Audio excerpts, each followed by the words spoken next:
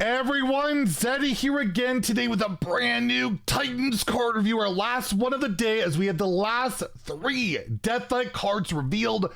They're all Frost-based, and well, we got an important note to go over here as well. Before we get into all of that, of course, we have our giveaway going on of 2 regular pre-orders, 2 mega bundles out of my pocket. All you have to do to enter that giveaway, like, comment in the video description below, be subscribed to the channel, and if we hit 71,000 subscribers, I will add another mega bundle. So hit that sub button, make me go broke. Before we get to the new cards though, as I mentioned, there was one little update to the Plague cards we just reviewed like a couple hours ago. That Frost Plague actually will not make your cards cost more than 10 mana. Basically, your cards, your next card costs 1 more, up to 10. So you don't get locked out of like you're only holding 10 mana cards and you got 10 mana. You can actually play one. Not that that's going to be a big deal most likely, but that's something to mention. Anyways, the new cards coming from Hearthstone in Titans, all Frost based for the most part, except for this one. So 2 of them are, I think. We'll take a look in a second. The Eulogizer, a 3 mana, 3/3 undead minion. Battle Cry, spend 3 corpses to deal 3 damage. So that's pretty decent if you have 3 corpses. Can deal 3 damage, that can go face. It's an undead, so Nerubian Vizier upgrades and all of that. This can be summoned by the Scourge, which isn't great. However, it's also got Forge on it. And Forge, you gain them instead. So you would gain 3 corpses, deal 3 damage. This would just be good to go. That's a 5 mana play, but gaining corpses can be quite good. However, in some situations, you might not even want to gain the corpses, right? You're playing like Rainbow Death Knight. You really want to consume, spend corpses for your necrotic climatic explosion. Is that what it's called? It's hard to remember. Nobody plays the card. It's terrible. But regardless, sometimes you might not want to even forge this. You might want to spend those corpses. Discount your giant as well, right? And all of that. But a lot of the times you'll want to get that. Maybe you want to buff up your Corpse Bride or your Bone Guard command, whatever that giant 8-drop is that summons taunts.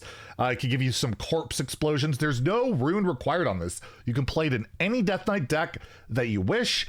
I don't think it's a standalone good enough card to see play, but there's a possibility of it. I'm going to give it a very optimistic, I want to give it like a 2.5, not like a 3 or a 2. It's like so middle of the road for me. I'll give it a 3 out of 5 in standard. It has a shot. Good arena card. Absolutely a good arena card. I just like, you don't have to forge this card for it to be playable, which is a nice thing. Some of these cards feel like without the forge, they're just like bad, and it costs 2 mana to do that, right? To prep that, to get that ready. And that's relatively expensive. From what I can tell, Forge, at least like when I'm thinking about it on paper, just seems very expensive and not really worth it.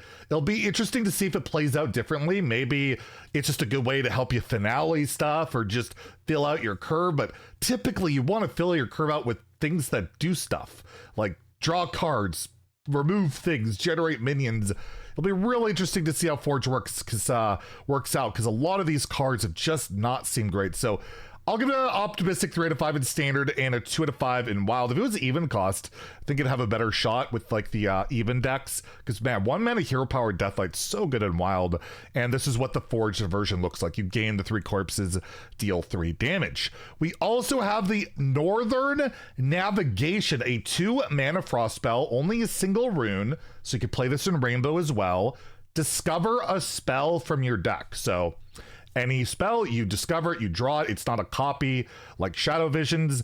You'll draw that card. If it's a frost spell, you will freeze a random enemy minion. So you can freeze a big thing, maybe it just freezes a little token, but still, you know, this type of card always seen pretty much play, all like for the most part. Thrive in the Shadows sees some play in Priest some of the time.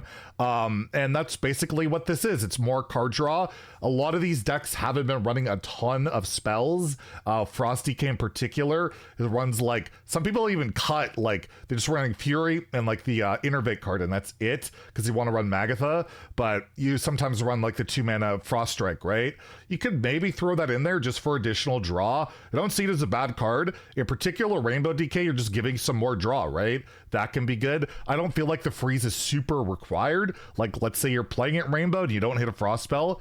I don't think you're really losing too much sleep over that. Like, I think it's fine. I think the card itself is fine and can slot into, yeah, Frost and Rainbow. It's not amazing, not bad. I'll give it a 3 out of 5 in Standard and Wild. I could absolutely see, you know, see this play in like multiple decks. And then the last card is a throwback to a card we have seen before, but it's power crept. It's even better. That's, you know, the motto of current Hearthstone, isn't it? You gotta power creep old cards. Well, like I said on Twitter, someone put a lot of research into this project of a card, Frozen Over, a 2-mana frost spell. Again, single frost rune, so again, can be run in Rainbow if you wish. Both players draw 2 cards. That's what Research Project used to do for Mage. It was a 2-mana spell. Both players draw 2 cards. However, it's 2023. The card's got to be a little bit better, even though we rotate cards to Wild to reset power levels. So why do we need a power creep on old Wild cards? I still don't understand their philosophy on that stuff. That's the discussion for another video for another day, but that's why I feel like we keep getting in the spot where we have to keep upping things, even though it's like, it's not even... Anyways, whatever. Okay, your opponent cannot play them next turn. So a lot of the big downside of Research Project, giving your opponents cards and then they play them, which is bad for you, right? You give them the value. They play them and kill you. That kind of sucks. However, in this situation, they can't for a turn. So it's still pretty bad in the regards that you're giving them cards. However, you know, you could mill them. You could, you know, do that type of strategy. If they draw cards that they can't play, like at that turn, it's really frustrating and all of that. And this is a discoverable card. You can discover Frost cards and go for like full mill Death Knight and be like really toxic. And wait, that kind of sounds like a Zeddy style deck. Maybe I'll try and do that. I always play the decks I complain about, the most toxic ones like Quest Mage. I think it should be deleted from Wild, yet it's the deck I play the most because I'm just a toxic individual. But regardless, I don't know what this slots into.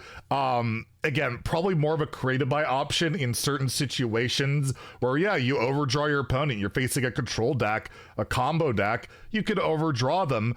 Also, yeah, just getting 2-mana draw to, and maybe you don't care about them having those cards in the next couple of turns to play because there is that upside that they can't play it right away. I still don't think it's a competitive card. I hope it's not. I just never been a super big fan of these style of cards. Research Project was pretty tilting back in the day when it was, you know, relatively playable in combo decks like a Quest Mage and all of that.